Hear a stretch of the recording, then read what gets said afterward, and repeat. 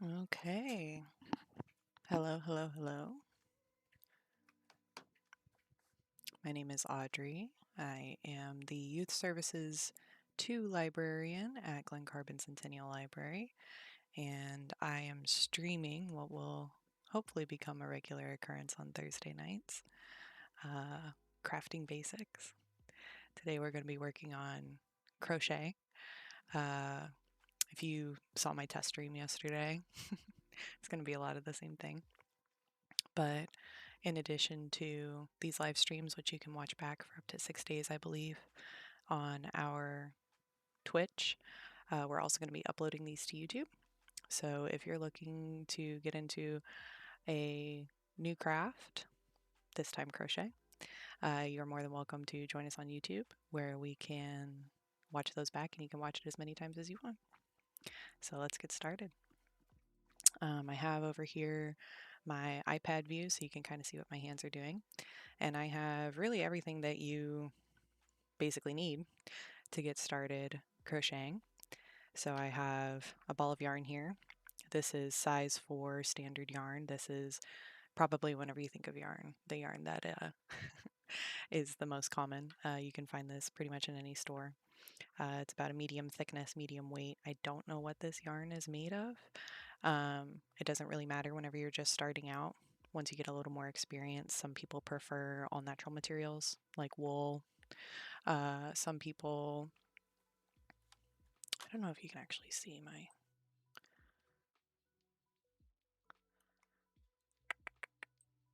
because I don't think you can see what I'm doing. There we go. All right. Sorry about that. So, once again, we have our yarn here. Standard size yarn, a size 4 yarn, which you can find pretty much anywhere. And then we have our crochet hooks here. Crochet hooks also come in a variety of materials. The ones that I'm working with today are metal. And again, just kind of depends on the crafter.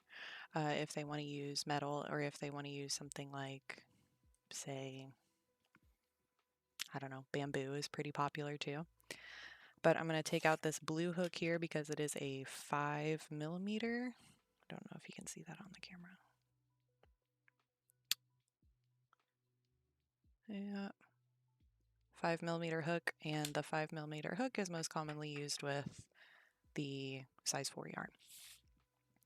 So our yarn here is beautiful striated colors, and striated just basically means that it stripes on its own. So if you want to make a project that looks like you worked a lot harder on it than you actually did, striated yarn is great to use. I use it all the time. And then a pair of scissors, and that's really all you need to get started. You can buy these crochet hooks by the set. They are also really easy to find secondhand. I found a lot of my stuff whenever I first started doing this in 2020 when I had a lot of free time on my hands and I wanted to learn how to crochet. I taught myself through YouTube, and I got a lot of my stuff from actually Goodwill. But first things first, we're just going to be learning today how to do a single crochet chain, and then once we've got kind of a handle on that, we're going to be seeing how to attach the chain to make a full, like, attach the rows to actually make like a full piece. So to do that, the first thing you have to do is tie a slip knot. So the way that I do it is I kind of take my crochet right here and pinch between my forefinger and thumb. Then we're going to take we're going to call this the tail from here on out. And we're going to take the working yarn that's hanging over the back and bring it around to the front. And then when you've got it all the way around like that, we're going to take the working yarn and tuck it underneath the yarn that we're holding so that whenever you pull it through, you have a slip knot. And you'll know it's a successful slip knot because whenever you tug on the working yarn or the loop, it'll move really, really easily. That's the slip and the slip knot. So same thing, just going to show one more time here. You take your kerchow, grab your tail like so, and then we're going to swoop it around the back till it comes across our knuckles here, and then tuck it underneath, and bing, bing, boom. We got ourselves a slip knot. So the first thing that you're going to do is put it on the neck of your hook. Get a little bit closer here. Put it on the neck of your hook and tighten it. And you don't want it to be like all the way up underneath the head of the hook yet. You want it to be pulled down a little bit just like this. And then the next most important thing is tension. So crochet relies a lot on tension in order to make a coherent piece, a piece that's not going to like fall apart as soon as you finish it. So we are just going to kind of lay it out like this and kind of hold on like this. This is the way that I prefer to hold my tension, especially whenever I'm doing just a chain. And I like to also hold on to the tail while I'm doing a chain like this. So I have my 2 fingers down here holding the working yarn, and then I have my middle finger and thumb holding the tail. And then I have my pointer finger kind of stuck out here so I can hold tension here, and hold tension here. It kind of differs from person to person, how they want to hold tension or how they want to make sure that they're doing it. So we'll just get started then. So first we're going to dip under our working yarn. And so we have 1 loop, 2 loops on the hook. And then we're going to slide and twist kind of all the way through and bring the new yarn, the second stitch, through the first stitch. And there you have, let's see if we can get up close here, a single crochet. And then you just do that again and again and again, and just like that you have, ta-da, 4 stitches. Now I am not following a crochet pattern right now because I'm just showing how to do basic stuff. When you do follow a crochet pattern, especially if you're making a garment, it will usually tell you to lay down your base stitches, and it'll tell you how many base stitches you need. So you would count that out this way. So we have 4, now we have 5, 6, 7, 8, 9, 10. And then we have 10 stitches in a row here. And what I recommend for people new to crocheting, as in like literally never picked up a hook before, is to just make as long of a chain as possible. And you can see here as I use up the yarn, instead of holding it by the tail piece here, I'm holding it by my actual work. So as we make more chains, my fingers are going to move up the chain here. And if you're just learning how to crochet, just start with this chain, because this is the most basic movement and you'll have to know how to do it well and comfortably before you can move on to bigger things. So just grab a ball of yarn and a crochet hook and just pop on a movie or something and go to town. And be patient with yourself. You know, your first few stitches that you make are not going to be all the perfect tightness or anything like that. I've had a lot of practice, and that's really the key to it. So you can see here our yarn is being looped on itself from its raw state and becoming our beautiful crocheted chain. And we'll just keep going.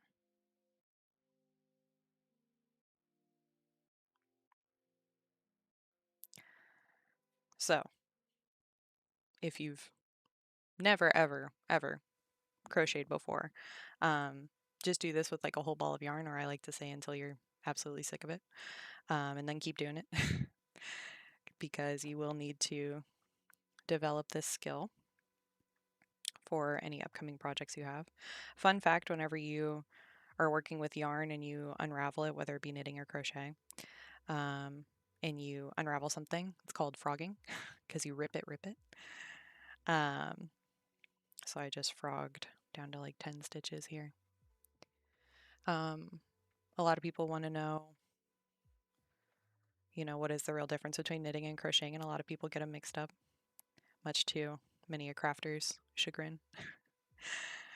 And besides the obvious, which is that crochet only takes one hook and knitting takes 2 needles, I think crochet is much easier to pick up for the average person, even if they have absolutely no crafting experience. Knitting is something that requires a pattern almost always, whereas crocheting can kind of be vibes based. You can kind of just pick up a crochet hook and some yarn and just start making something. It's a little bit more forgiving. And then knitting, I find, is better for garments that you want to drape in a certain way. Knit stitches tend to drape and hang a little bit better, whereas crochet stitches are more structural, better for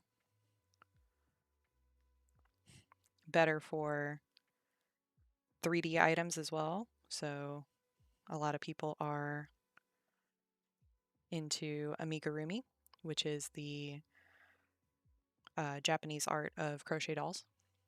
I've never been too good at that myself. Maybe we'll attempt it in the course of this series. I mostly stick to making garments, but it's really hard to knit something 3D, and it's a lot easier to crochet something that's 3D. So those are really like the two main, or probably more than two, differences.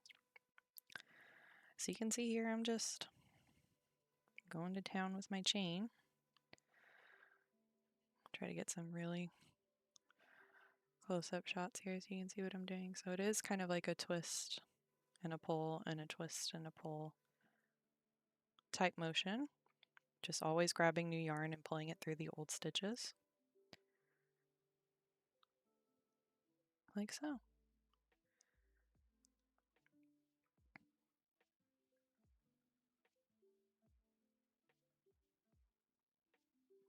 Crochet is really, really good for a calming exercise to kind of unwind at the end of a day, or to keep your hands busy while you're doing something else, like I said, watching TV.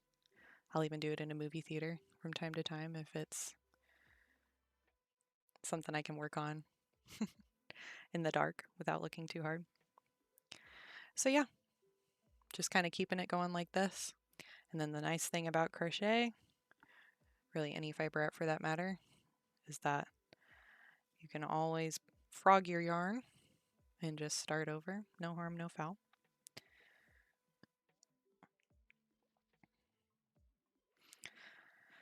So let's say you have gotten really good at making your chains and you're ready to take the next step, which is going back a row and adding another row on top of your crochet. So as opposed to knitting, which kind of just automatically goes back and forth, kind of like a typewriter, crocheting, you kind of actually have to steer the yarn where you want it to go.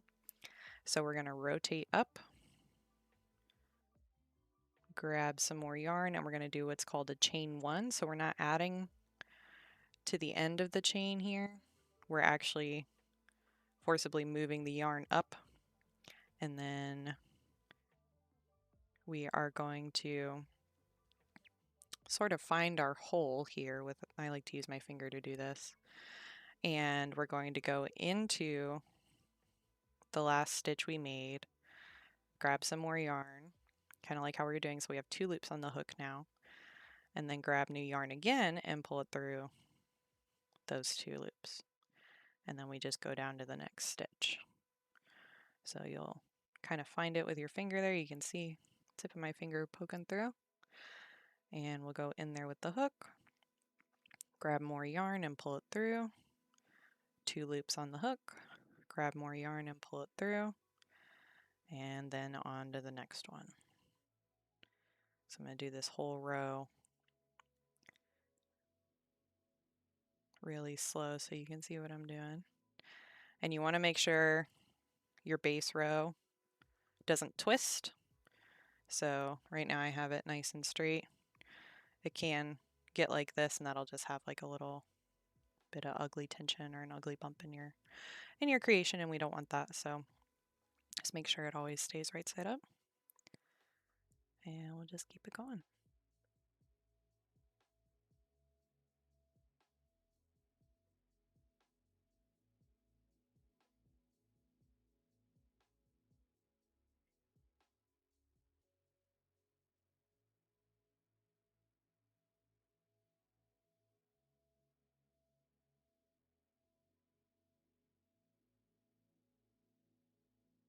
All right, so we've put our final stitch into our, for this row at least, into our initial slip knot, and then we're going to do the same thing as we did all the way back here, where we chain one and then we turn and we start doing exactly what we did the other way.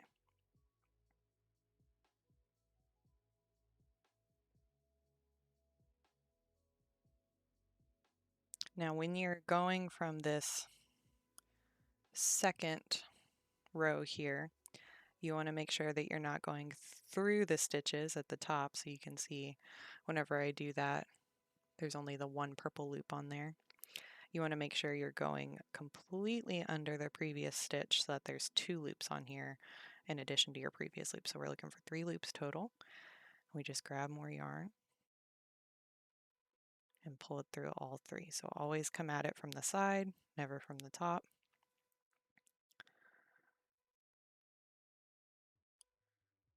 And you just keep adding your other row. Now this sort of row by row crocheting is how I like to make garments. Typically I've done hats and scarves and even a t-shirt once. That was fun. This is different from granny square crocheting, which I think is what most people think of whenever they think of crocheting. As opposed to this, which I mentioned knitting kind of goes like a typewriter. This also kind of goes back and forth row by row like a typewriter. But granny square crocheting kind of starts in the middle from a central point, a central knot. And then you add on to it from there, and it kind of blooms and blooms from the inside out until it's the size that you want it to be. And we'll be learning a little bit about that later. But really the purpose of this kind of exercise is just to get the feeling of the yarn and the hook and figure out where to put your hands. It really is like teaching your hands a new language. And it's something that just comes with practice. But once you've got this figured out and you've got your tension figured out, the rest of it is pretty much gravy. It's not hard to learn new skills or anything like that.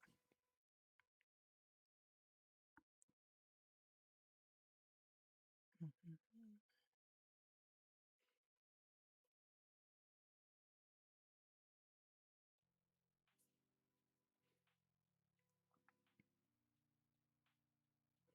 And you could kind of keep this going indefinitely. But if we wanted to make a square, since we have 10 along the bottom here, we'd have to go 10 rows up, more or less.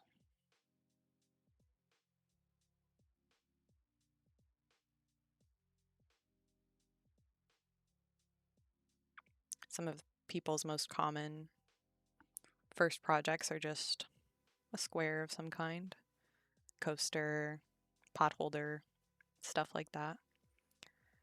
When I make little tension swatches like this, a tension swatch is in a pattern, it'll tell you to do X amount of rows with the yarn you're going to be using, just to make sure that you can do all the stitches and that it's going to come out all right.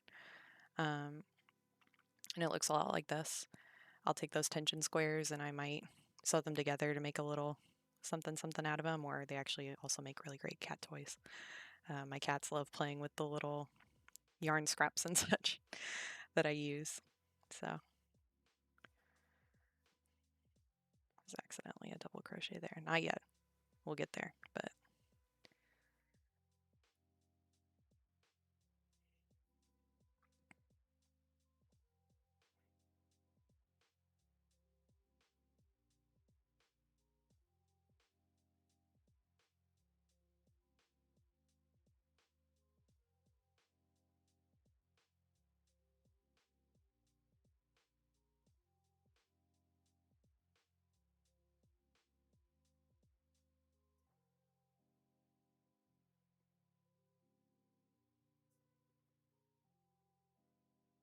Okay.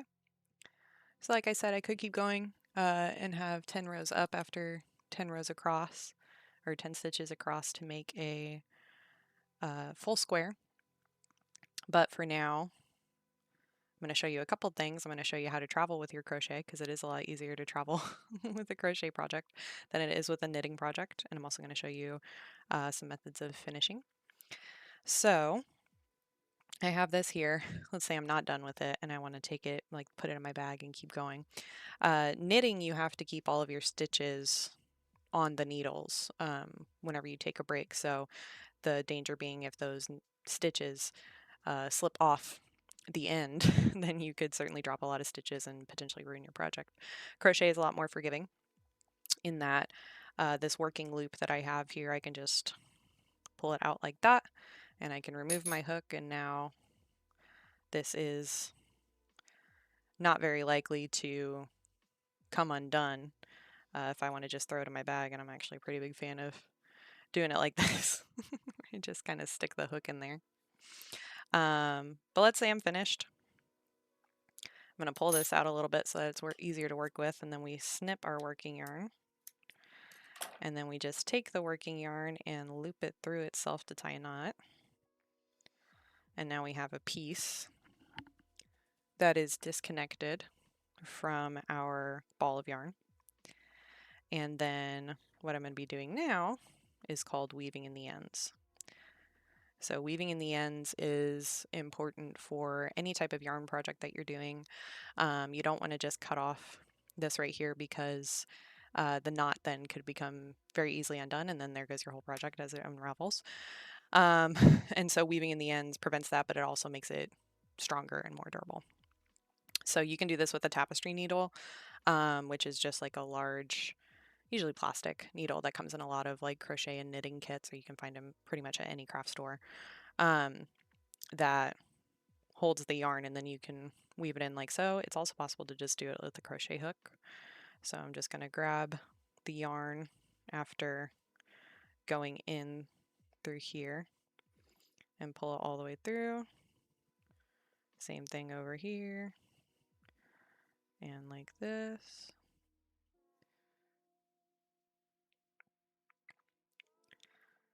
And then we will flip the work over and take it down the other side, kind of just in and out between the stitches. Not a whole lot of rhyme or reason to it. We're just really trying to make sure that this yarn stays where we want it to go. And then I'll pull it just slightly taut, not a super tight. Give it a snip. Then whenever you pull it out like that, you can see it's nice and snug in there. So we'll do that with the tail from the beginning too.